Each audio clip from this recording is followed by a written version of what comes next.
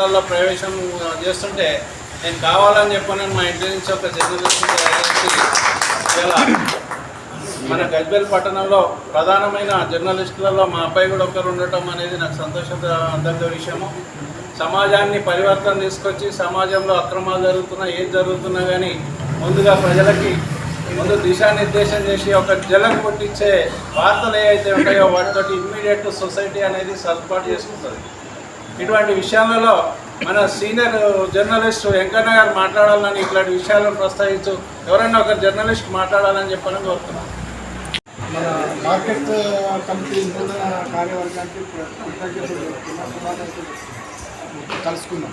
తర్వాత మీరందరూ మనకు అర్థమైన రోజు ఈ సందర్భంగా నేను మాట్లాడేది ఏంటంటే ఒకప్పుడుకి ఇప్పటికీ తేడా అయితే దాదాపు గమనిస్తున్న వాళ్ళు కొందరు ఉన్నారు, అందరు లేదు, అందరు చిన్నపిల్లలు.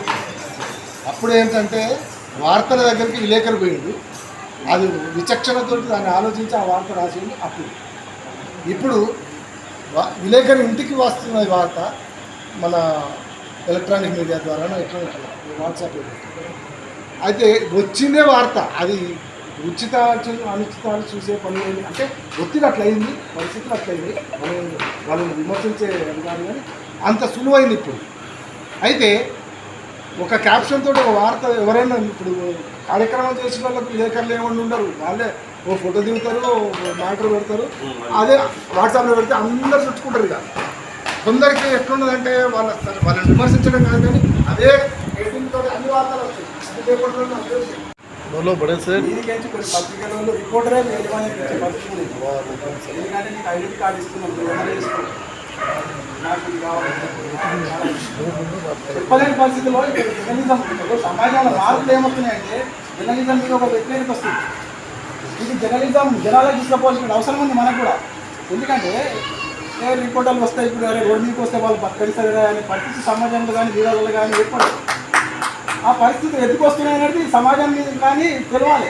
అంటే యజమాన్యం చేస్తుందా, ఇటు గవర్నమెంట్ ప్రభుత్వాలు చేస్తున్నాయి అనేది రావాలి, జనాలు చెప్పాలి, అది వాస్తవాలు అనేది రావాలి.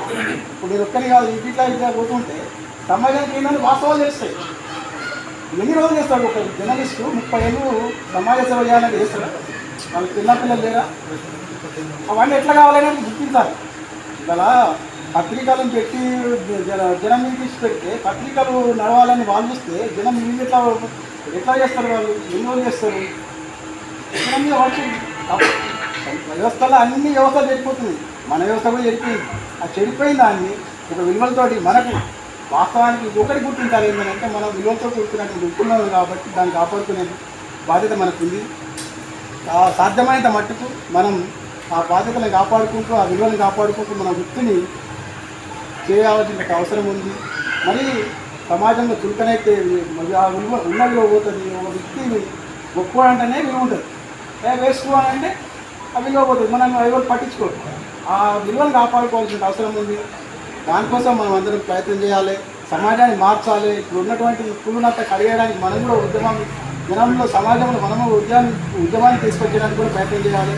అన్నింటిలో రాసినాం, ఏదో ఇప్పుడు సమాజంలో జరుగుతున్నటువంటి ప్రతి దాని మీద రాసినాం.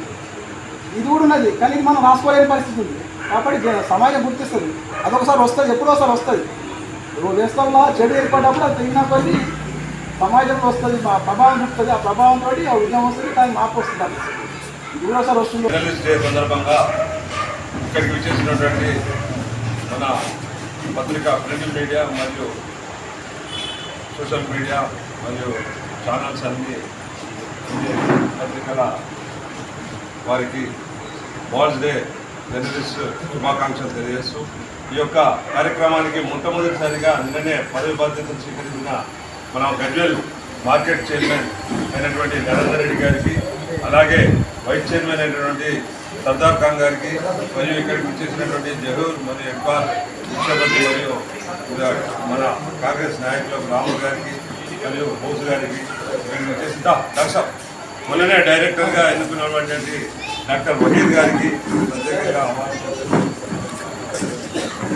ఈరోజు గతంలో నేను ఎందుకంటే ఒక సంవత్సరం పొడుగునా ప్రతి అంశాన్ని అటు ప్రభుత్వానికి ప్రజలకు వారధిగా ఉన్నటువంటి ఈ యొక్క జర్నలిస్టుల సేవ అనేది నిజంగా ఇది ఊహించరాని సేవ. ఎందుకంటే ప్రభుత్వ ఉద్యోగులు, చట్టము, పోలీసు, రెవెన్యూ ఇవన్నీ చేసే పని ఒకటైతే ఒక జర్నలిస్ట్ చేసే పని ఈరోజు ప్రజలకు ప్రతి విషయంలో కూడా పొద్దున వాళ్ళకి అసలు సెలవు అనేదే లేదు.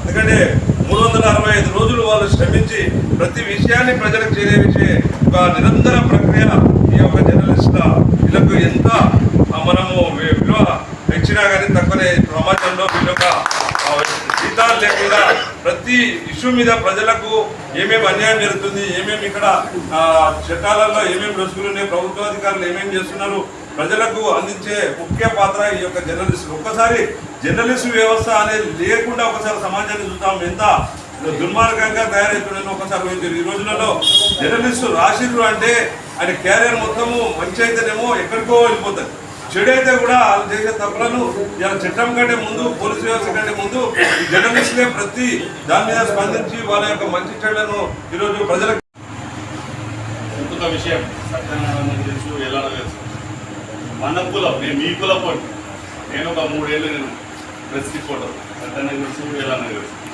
అది ఇందాక శేఖర్ భాయ్ అన్నాడు, వాడు ఈడ మాట్లాడిన అన్నాడు, తను చెప్పాడు నాకు ఈడ కూర్చున్న అవకాశం ప్రెస్లో నేను 4 సంవత్సరాలు ప్రెస్లో చేసాను. నేను మీ కులం అని ఫస్ట్ అదొకటి నా అభిప్రాయంగా చెప్తున్నాను.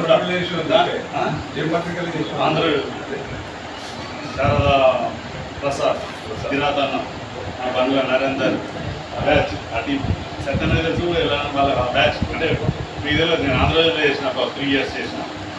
అప్పుడు చేసినప్పుడు అంటే మీకు అందరికీ తెలియదు, అదే అది ఒకటి నేను చెప్పుకోవడం నేను దాంట్లో చేసిన అనేది గర్వంగా చెప్పుకోవడం. నాకు దాంట్లోకి వెళ్ళి వచ్చిన తర్వాత నేను ప్రెస్ చేసినాకనే ఆర్గనైజేషన్లోకి వచ్చాను.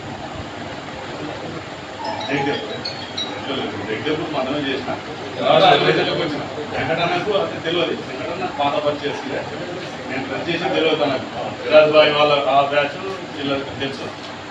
సరే దాంట్లో ఒకటి, దాంట్లో భాగంగా నాకు ఈ అవకాశాన్ని కల్పించిన ఫస్ట్ ఇదే నేను నూతనంగా అధ్యక్షునిగా అయినాక, పాలకవర్గం వ్యవసాయ కమిటీ అయినాక నాకు ఈరోజు ఇప్పుడు ఆపన్నారు. నేను సిద్దిపేటలో ఉన్నా, ఇప్పుడు ఫోన్ చేస్తే వచ్చిన జర్నలిస్టుల ప్రోగ్రామ్ అంటే అసలు ఒకటే చెప్పిండు జర్నలిస్ట్ అనగా మాది మా కులం ఒక ఆరాటం కూడా వచ్చిన ఆరాటం డబ్బులు వచ్చి భాస్కర్ అన్నది ఫస్ట్ పెద్దగా తెలుపుకుంటూ ఫస్ట్ ఆయన ఈ అరేంజ్ చేసింది ఆయన తెలుపుకుంటూ నా తరఫున నాకు ముఖ్యంగా ఏంటంటే నేను వేరే చెప్పారు కొత్తగా దానికి కంపెనీ అయినా నేను వాస్తవంగా పొలిటికల్గా పిఎస్ఏ చేసిన దానికి కానీ దీంట్లో సలహా సూచనలు అందరు ఇచ్చి మీ అందరి ఆశీర్వాదాలతో నన్ను ముందుకు తీసుకెళ్తారని, ఏదైనా ఉంటే కొన్ని తెలిసి తెలియక తప్పులు చేస్తే కూడా పత్రికా ముఖ్యంగా ముచ్చట పెట్టారా అన్నిటికీ నేను సిద్ధం. ఎంతైనా మీరు సలహా చేయాలా, ఏదైనా చెప్తున్న పెద్ద మనుషులను సలహాలు ఇస్తారని అది ఆశిస్తూ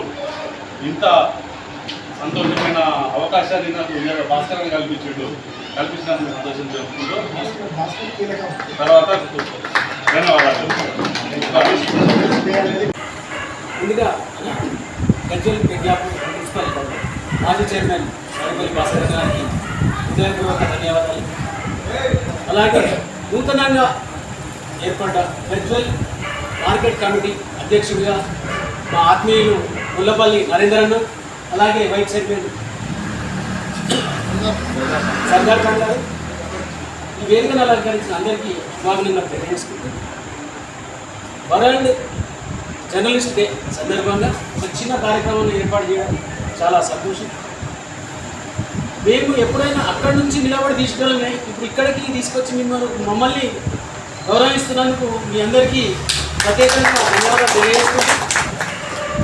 మా అందరికీ ఏముందన్నా కొంచెం ఏమైందంటే ఈర్ష్యాభావం అనేది ఏం లేదు, సోదరభావం కాస్త ఎక్కువైపోతుంది. సోదరభావం ఎక్కుంటుంది, మిత్రభావం కావాలని కోరుకుంటూ అందరికీ నాకు కూడా ఈ మధ్య కాలంలో ఫస్ట్ స్టార్టింగ్లో కొంచెం ఇబ్బందిగా ఉండే పెద్ద మనుషులు నన్ను కూడా చాలా ఎంకరేజ్ చేసి వీళ్ళందరికీ కూడా ప్రత్యేక ధన్యవాదాలు తెలియజేసుకుంటూ, అలాగే గజ్వేల్ ఒక కొత్త మార్కెట్ కమిటీ అధ్యక్షుడిగా ఎదిగైన మన నరేంద్రన్నకు ప్రత్యేక ధన్యవాదాలు.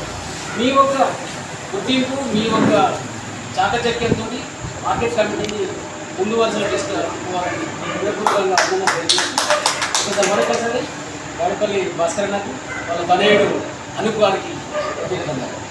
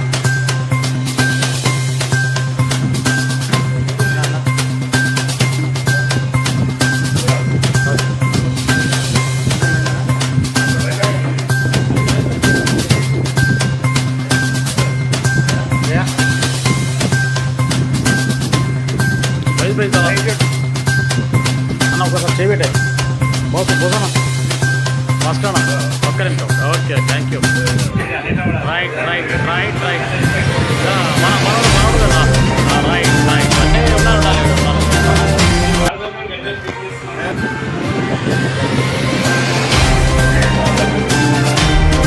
Okay okay okay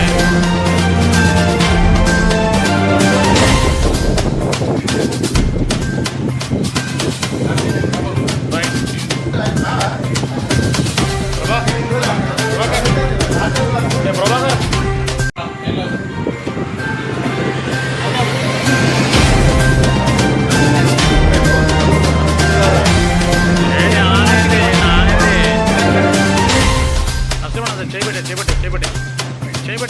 చేయబెట్టే right okay